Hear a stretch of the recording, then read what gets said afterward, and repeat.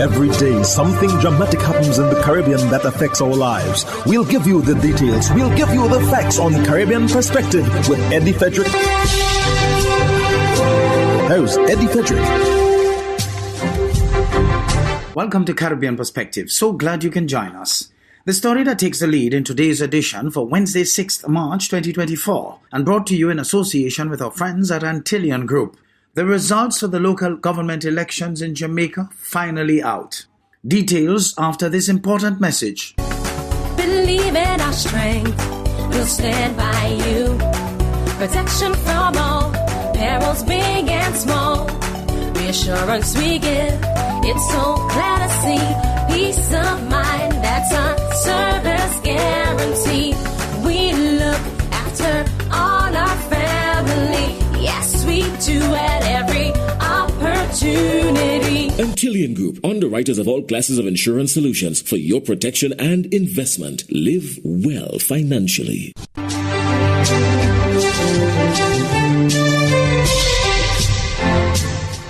Welcome back. The Electoral Office of Jamaica, the EOJ, reports that the JLP has won in 7 parishes. PNP win in 5, tie in Kingston and St. Andrew.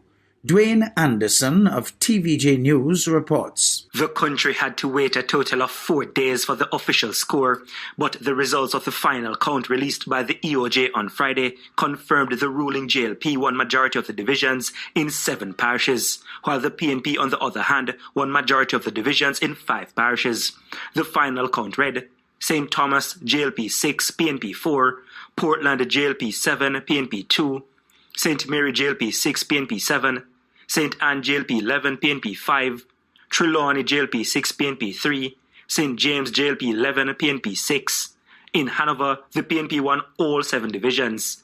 Westmoreland, JLP 3, PNP 11, St. Elizabeth, JLP 9, PNP 6, Manchester, JLP 3, PNP 12, Clarendon, JLP 12, PNP 10, and St. Catherine, JLP 19, PNP 22. But the PNP will hold the mayorship post in Kingston and St. Andrew after it polled more votes than the JLP.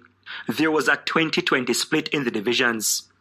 Portmore will also have a mayor from the PNP.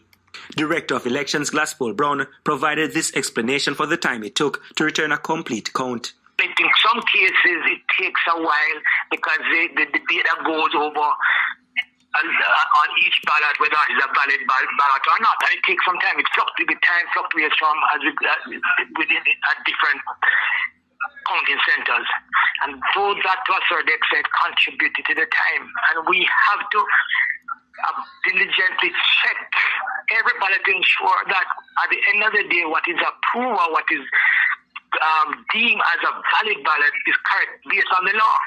And there are issues at times in a recount that is beyond EOJ's control. It has nothing to do with EOJ, but it more so to the process and that what took place. And the country must recall that in the past it took much longer than what happened in this case. We were able to complete our count between Tuesday and Thursday night. Dwayne Anderson, TVJ News. In other news, during a press briefing following the Guyana-Brazil bilateral talks, Brazilian President Luiz Inácio Lula da Silva invited Guyana to participate in the upcoming 2024 G20 talks on climate change.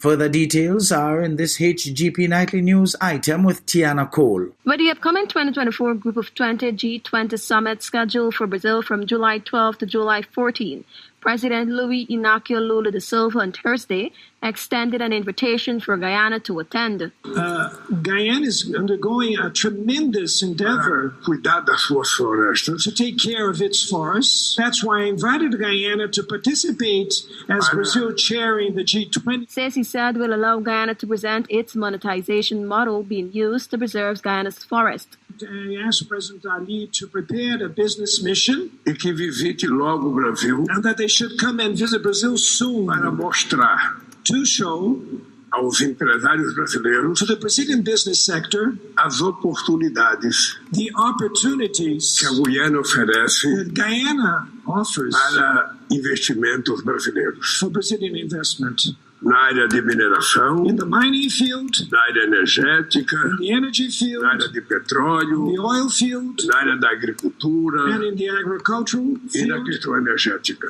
and also in the energy transition. Meanwhile, President Irfan Ali, during the press briefing, disclosed that Guyana and Brazil have the opportunity now to integrate their economies and create enormous opportunities for their citizens. We discussed not only the connectivity of infrastructure through roads, ports, air transport, but we discussed the connectivity of our people, the role of the private sector, the involvement of the private sector, and how we can get our private sectors more integrated to look at the opportunities that exist in both Guyana and Brazil. The president stated that Guyana will assemble a government-private sector delegation to travel to Brazil in order to investigate potential avenues for collaboration and investment. It is anticipated the visit will occur during the second quarter of this year. Tiana reporting for the HGP Night 3 News. Vaping, which seeks to offer a safer alternative to smoking cigarettes, has become one of the most popular trends in societies both locally and abroad. TTT's Generation Next segment shares more. Rechargeable battery-operated devices are filled with flavored liquids, oils, and herbs to add to their appeal in most instances, and heated to create an aerosol mist, which is then inhaled. While e-cigarettes or vape pens are purported as being cool and appealing to many young adults, research has shown that there are also traces of nicotine along with other chemicals, making this option a cause for concern among health practitioners.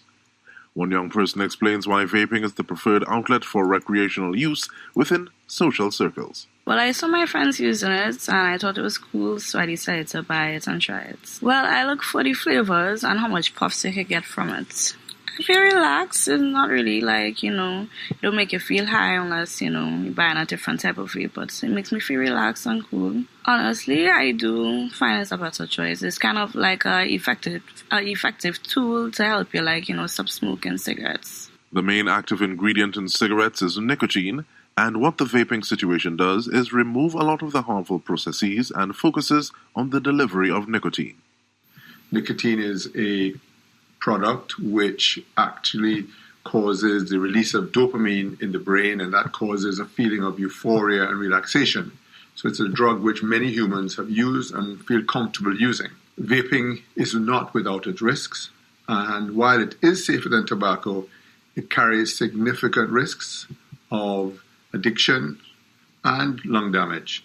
Nicotine is a product which actually causes the release of dopamine in the brain, and that causes a feeling of relaxation and euphoria, so it's a drug that many humans have used and feel comfortable using. Vaping is not without its risks, and while it is safer than tobacco, it carries a significant risk of addiction and lung damage. For some, the satisfaction from vaping trumps all associated health concerns. Some even argue that many of the risks outlined by health practitioners have not yet been proven. While vaping, which has become an increasingly popular trend amongst teenagers and young adults, seeks to mirror the potential risks of cigarettes, medical practitioners are concerned that vaping companies continue to thrive by exploiting the use of recreational drugs amongst young people and are urging parents to dissuade their children from developing this habit, which can lead to addiction, anxiety and depression, impotence, chronic bronchitis, and lung damage. We, as adults, have to recognize the entire problem and try to safeguard the children. And this is part of what we're trying to do, to raise the awareness of the dangers of vaping, particularly among the younger and children. While the dangers of vaping are not yet certain, one concern remains. It's a serious negative and destruction to allow children to vape. And it wasn't introduced for children, it was introduced as an alternative for tobacco for adults. But the children have taken it over wholesale, and now, as I said, it's billions. And they market to children, and children as young as 8, 9, and all that time going on, 10 of vaping. While vaping has been banned in several countries and continues to pose a risk to young adults, this trend, which is continuing to grow worldwide, is not going anywhere anytime soon. As more research surfaces, only time will tell what will become of this phenomenon.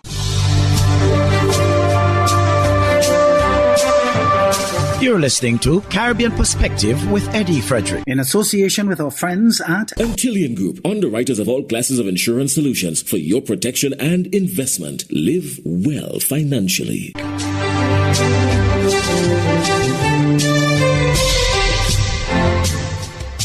The Minister of Public Utilities of Trinidad and Tobago, Marvin Gonzalez, is still awaiting the completion of an investigation into the 2023 Telecommunications Services of Trinidad and Tobago TSTT cyber attack incident. TTT News brings us more. In February, former TSTT CEO Lisa Agard and CFO Shiva Ramnarayan made damning allegations against the company's board during a JSC hearing. Speaking at the commissioning of Phase 1 and 2 of the Lopino Historical Complex on Saturday, the minister was asked to provide an update on the investigation. This probe was called by me when I immediately recognized that conflicting information was being fed to the national community on whether or not customers' data was or was not compromised. TSTT's position up to the 1st and days after the 1st of November, when I made that statement in Parliament that there was no compromise of customer data, and you can check the records. There are people who sought to put their own definition of compromise. That is for you and the members of the public to make a determination, but compromise is compromise. The minister said the personal information of TSTT customers, which was released on social media, contradicted TSTT's position that the information of customers wasn't compromised. As Minister of Public Utilities, I thought it was in the public's interest, and you can go back to my statement at that point in time, that this required a full-scale, independent probe so that the people of Trinidad and Tobago and that the government of Trinidad and Tobago understand exactly what took place. And that is the reason why I called for that probe. That is the background of that call. After you get your report? I promised the country that once that report is completed and it is submitted to me, the public will know the content of that report.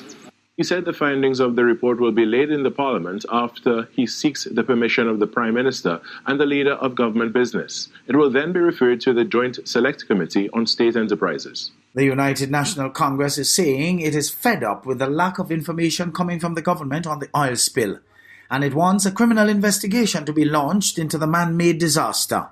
As CNC3's Akash Samaru tells us, the opposition has lamented that it took a daily newspaper to provide the public with information that should have come from the government. If the Guardian newspaper can get answers, the opposition is wondering what's holding back the government from saying anything substantial. March 3rd, I believe, today, we are no nearer to having questions answered on this matter than we were on February 7th. He said this gap in information is leaving the public to rely solely on the Fourth Estate. Now, if the newspaper and investigative journalists can do this across the transatlantic ocean, if they can do this, what is the government doing? And Dr. Munilal believes it's time for government to take its investigations to another level. Today we call for a full criminal forensic investigation to trace the digital footprints of this environmental act of terrorism. And now that the Guardian media report named the vessel owners, Dr. Munilal wants to know what the government plans to do with that information. Where's this man? Where is he located? Where is the immigration records that we can locate him? He's somewhere. He carries passport or passports, as the case may be. Where is he? A government can get that information. But in response to those statements, Energy Minister Stuart Young tells CNC3 News that Dr. Munilal's rant is a smokescreen to distract from UNC internal party issues. Minister Young said the facts are that government has been pursuing hard facts on the oil spill using collaboration with foreign agencies. And Minister Young said right now the information in their possession is being verified to ensure accuracy with their findings. Meanwhile, the opposition said a question aimed at those findings has been submitted to the Parliament and should be posed soon. Akash Samaru, CNC3 News.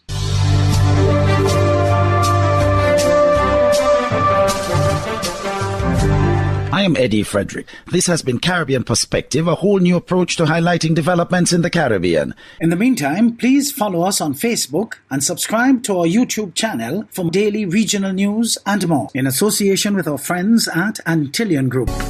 Believe in our strength, we'll stand by you. Protection from all perils big and small. Reassurance we give, it's so glad to see. Peace of mind, that's our service guarantee.